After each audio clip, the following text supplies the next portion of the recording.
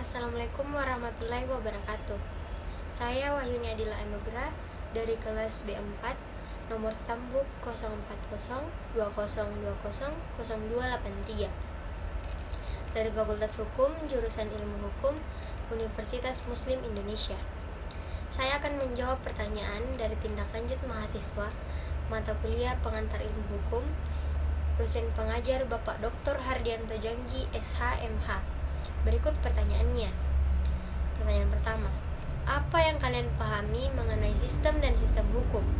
Menurut istilah, kata sistem berasal dari bahasa Yunani, yakni sistema, yang berarti keseluruhan yang terdiri dari macam-macam bagian. Menurut Kamus Besar Bahasa Indonesia, sistem adalah perangkat unsur yang secara teratur saling berkaitan sehingga membentuk suatu totalitas.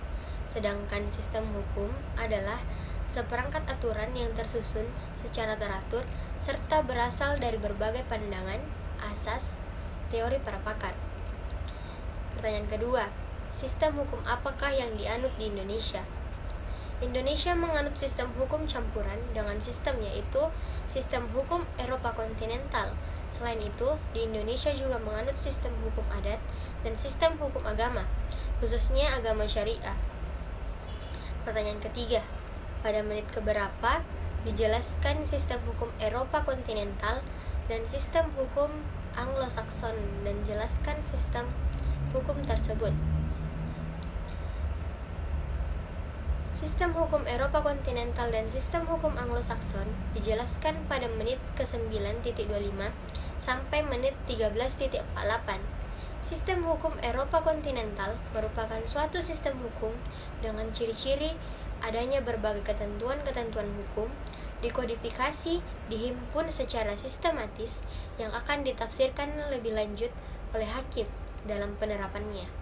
Sedangkan sistem hukum Anglo-Sakson merupakan satu sistem hukum yang didasarkan pada jurisprudensi. Nomor 4. Menurut kalian, bagaimanakah penerapan sistem hukum adat di Indonesia? Berikan contoh dan penerapannya. Hukum adat di Indonesia tersebut berkembang mengikuti perkembangan masyarakat dan tradisi yang ada. Contohnya, hukum adat pengasingan dari Maluku. Hukum adat ini dilakukan oleh ibu hamil yang menjelang waktu melahirkan akan diasingkan ke gubuk yang berukuran 2x3 meter dan hanya dilengkapi sebuah kasur.